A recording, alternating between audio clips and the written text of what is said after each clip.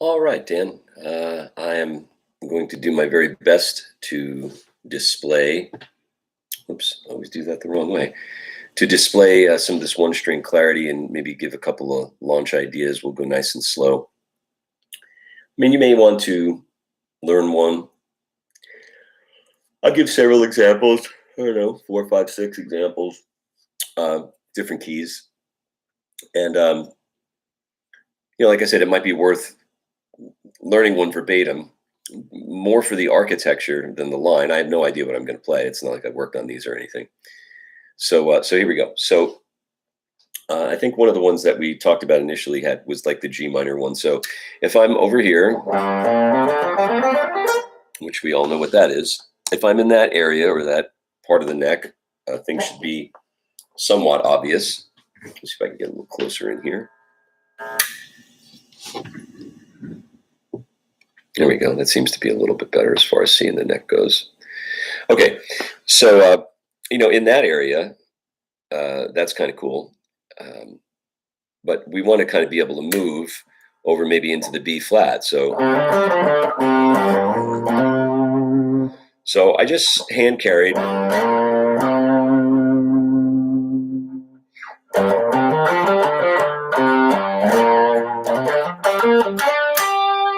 So what I'm thinking about at this point, or what I'm visualizing, is the fact that I moved to the B flat with my hand carry.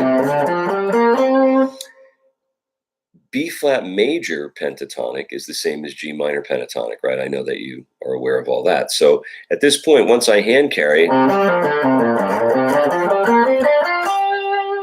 that's all I'm looking at is seeing this.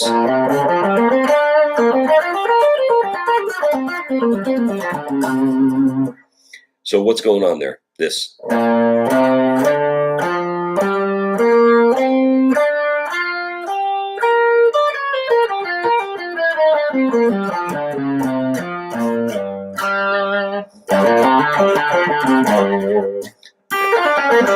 Let's see.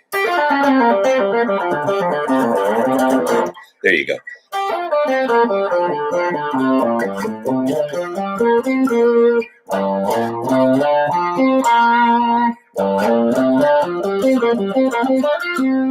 Anything that you play after that, is going to be fun. You're going to play your own ideas. But the hand carry, and then I extended that a little farther, like a.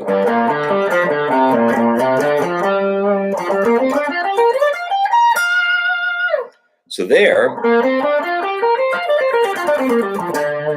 is back to that pentatonic shape.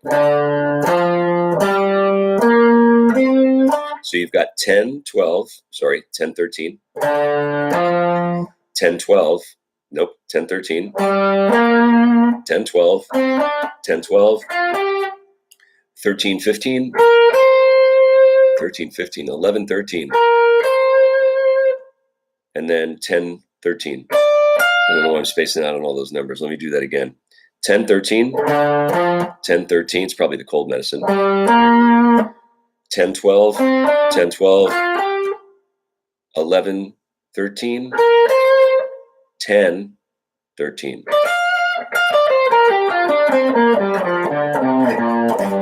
And there's that hand carry backwards.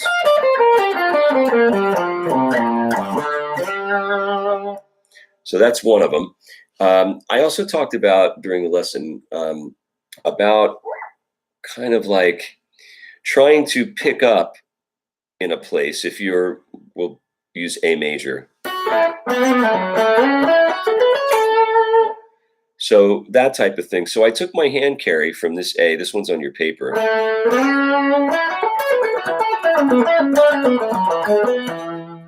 So the A major then, here's, I have a pentatonic right here. But I also have a major scale, so whatever you're going to play, right?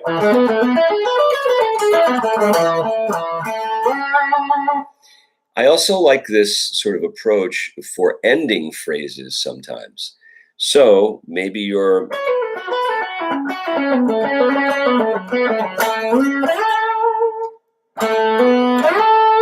So this is the what would I say, the advantage of being able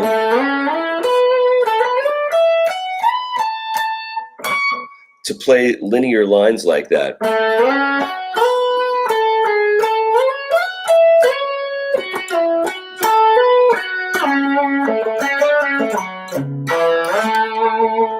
I'm able to recognize where all the important notes are, meaning the root, the third, and the fifth for A major. And then I also have an ability, through trial and tribulation, have an ability to recognize shapes.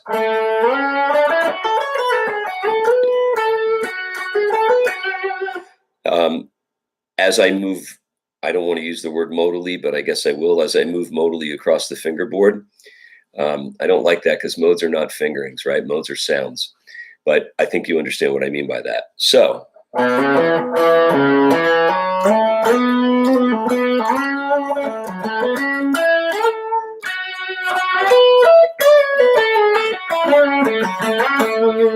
I think that's a pretty good example right there. A little bit of bending, a little bit of sliding, a little bit of going from position to position and moving around.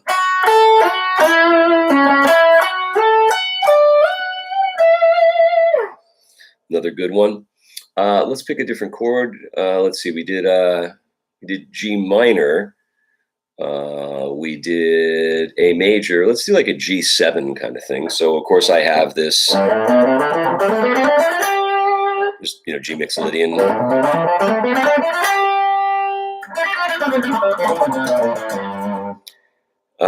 But I'm going to try to hand carry from the G up to this B. And then my goal really is to try to recognize a shape that lives in that quadrant. So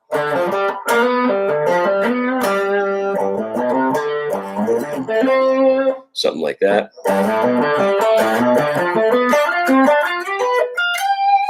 Continuing it. So let's see.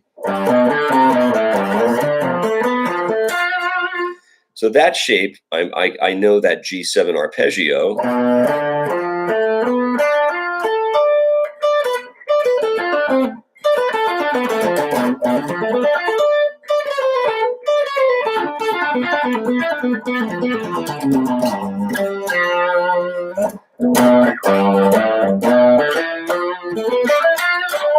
Another good example.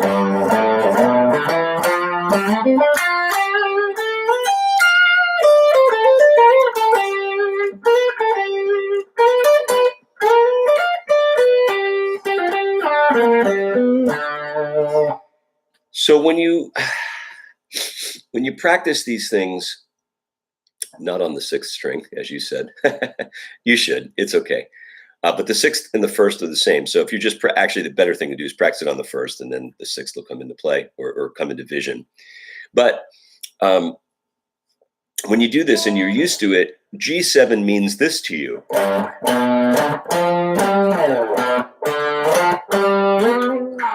Right? And then I'll use the open string. And then. And then, of course. So if the chord is G7, I know I've got all these. Because I can recognize the notes individually from practicing them.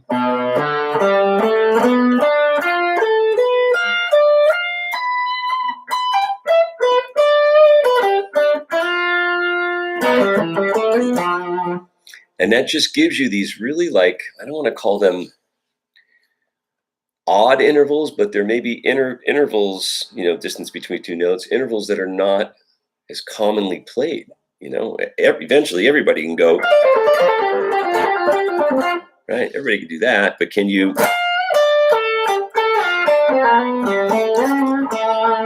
Or maybe that type stuff.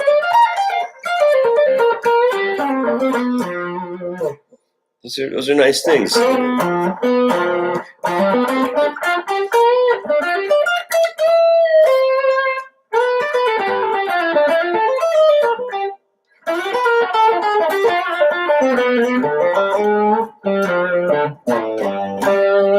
right, one more chord.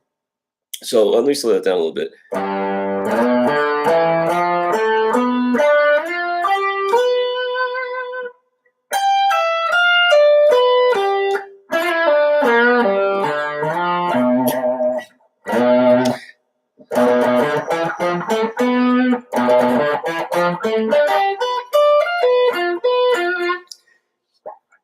Let's see, one more chord. Let's do A minor. A minor.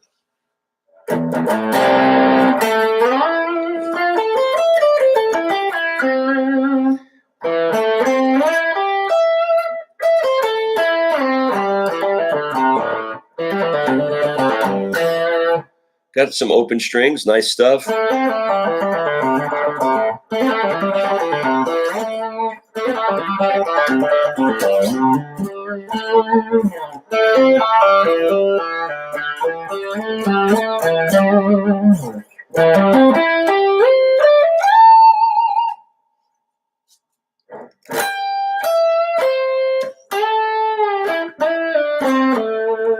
Right, so just because we have to get to the note doesn't mean we have to literally. We can definitely, as you know, type of thing.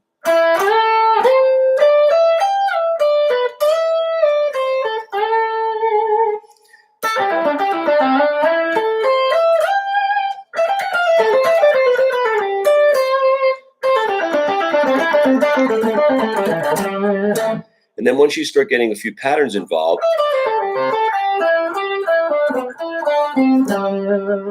and you really get used to that. So little sliding lines in A minor.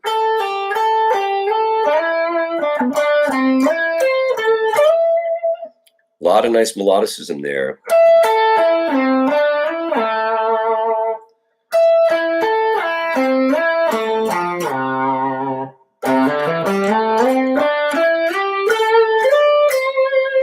So a player that does this really well, this and other things, he doesn't necessarily do it in the pentatonic situation so much, but a player that does this really well is Steve Vai. He has such a freedom and a liquid ability to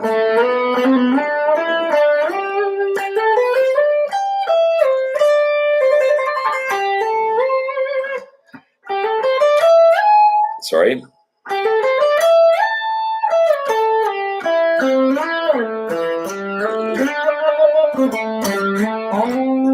He kind of does a lot of that kind of sliding in and out, and playing, varied numbers of notes on a string, sometimes two, like that. It just gets you a lot of range and a lot of what would I call it? Unpredictable, sounding things.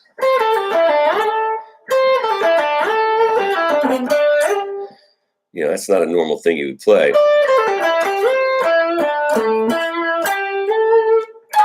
Like a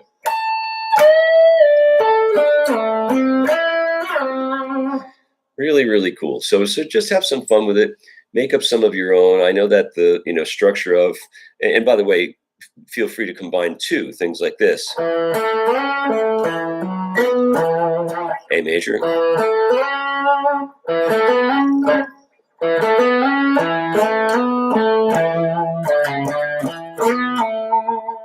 You don't have to just on one string. The one string thing is there as the learning project, but A major.